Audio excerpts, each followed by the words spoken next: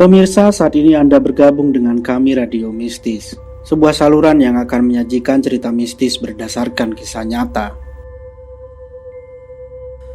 Saat tiba di warung, Imron heran karena warung Nek Tima tutup dan semua pintu digembok. Beberapa orang pun tampak ada di situ, sembari berbincang seru. "Maaf Bu, Nek Tima kemana ya?" tanya Imron sopan. Ibu-ibu itu menoleh berbarengan. "Gak tahu Mas, kayaknya Nek Tima menghilang," sahut salah satu dari mereka. "Apa? Menghilang?" Semua ibu-ibu itu mengangguk. Imron tak ingin berspekulasi. Ia takut jika menuduh Parni hanya membuat fitnah. Bagaimanapun, belum ada bukti jelas itu daging manusia. Apakah Nek Tima dan cucunya sudah menjadi korban, hilang tanpa ketahuan? Imron kembali berkeliling. Semua tampak biasa. Gembok menggantung di setiap pintu. Hal yang membingungkan jika itu seperti yang ia pikirkan. Imron pamit dan mempercepat langkahnya. Ia benar-benar takut jika Parni tiba-tiba bertandang ke rumahnya. Napas Imron tercekat. Beberapa langkah lagi ia sampai di rumah. Tapi tiba-tiba saja matanya bersitatap dengan mata Parni yang saat itu keluar dari kebun karet. Sedang apa dia di situ?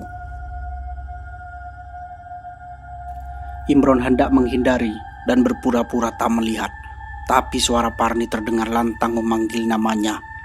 Dengan terpaksa dan tubuh bergetar, Imron tersenyum, berusaha menyeimbangkan tubuhnya agar tak goyah.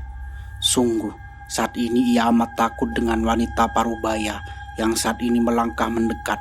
Siapa lagi kalau bukan Parni? "Udah pulang Mas Imron, kapan?" sapa Parni seperti biasa. Tak ada yang berubah padanya, tapi tubuh Imron tetap bergidik ngeri. Apalagi baru saja tadi subuh dirinya hampir menjadi mangsa Parni. "Iya Bu, tadi malam," jawabnya gugup.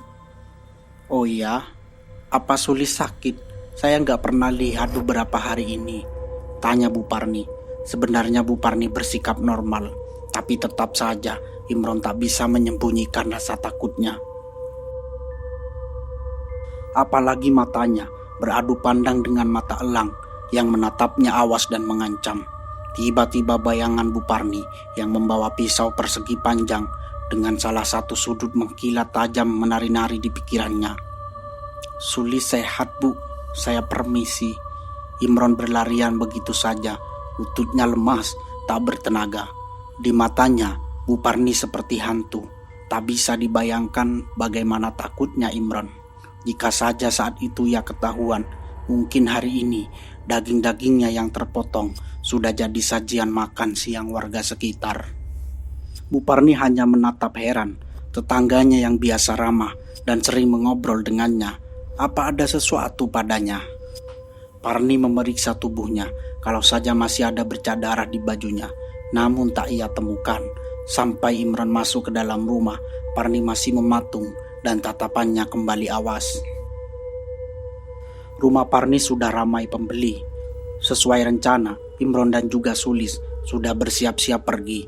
Dengan mobil rentalan temannya, mereka akhirnya bisa keluar dengan aman dari rumah yang beberapa hari ini mampu melindungi dari ganasnya Parni. Sulis bernapas lega, begitu juga Imron saat mobil bergerak meninggalkan rumahnya dan mulai menjauh. "Alhamdulillah Pak, kita selamat," terisak saking bahagianya karena bisa jauh dari Parni. "Iya Ma, Alhamdulillah." Imron mengecup pucuk kepala istrinya. Ia pun sama, merasa amat bahagia bisa lepas dari jerat tetangga psikopat yang selama ini meneror keluarganya. Temannya Imron yang berasal dari kampung menatap heran Imron dan istrinya hingga ia tak mampu menahan untuk bertanya. "Kamu kenapa Ron? Kok seperti keluar dari mana gitu? Penuh rasa syukur," tanyanya. "Ah, pokoknya serem lah kampung ini di.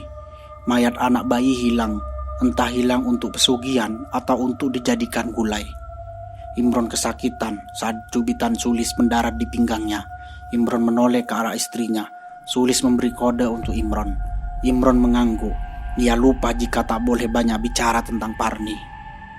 Gulai. Aku dengar gulai Bu Parni itu amat enak. Tersiar sampai kampungku. Banyak juga tetanggaku yang rela jauh-jauh ke sini cuma untuk beli gulai. Di kampungku juga lagi ada mayat yang ketemu di hutan. Ngeri banget. Kayaknya jadi hantu kalau malam. Imron dan Sulis saling menatap.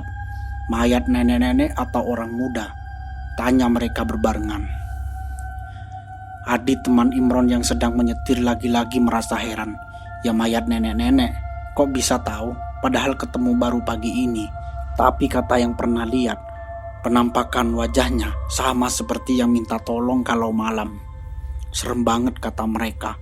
Tadi pagi kan aku gak sengaja lewat tempat kejadian, berhenti sebentar terus dan mendengar pembicaraan orang-orang.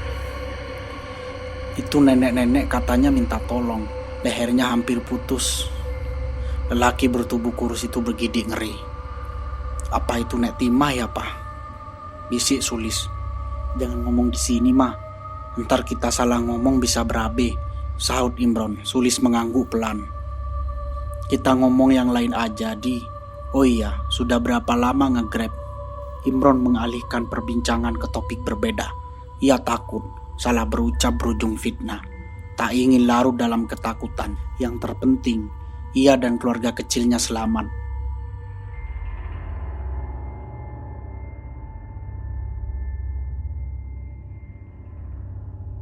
Tolong, suara lirih begitu menyayat hati terdengar dari luar rumah.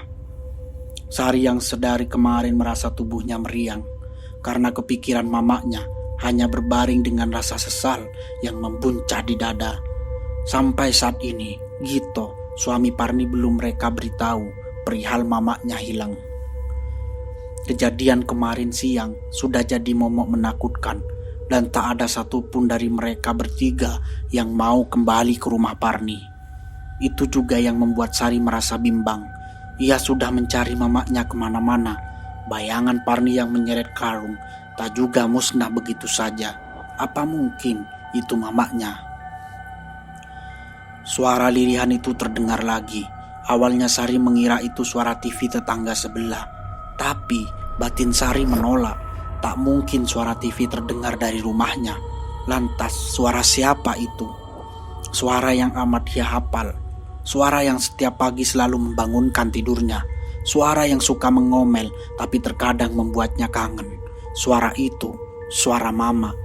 Darah Sari berdesir. Apakah ini sekedar mimpi atau memang mamanya sudah kembali? Mama, liris Sari. Tangisnya pecah saat itu juga. Mama, apakah ini benar suara mama? Gumamnya. Ia menyeka air matanya dan berusaha bangkit dari tidurnya. Suara itu kembali mengganggu Sari.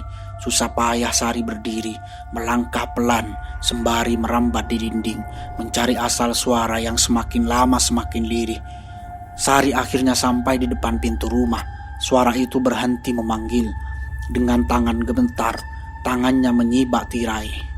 Matanya melebar saat melihat pemandangan ngeri di halaman rumahnya.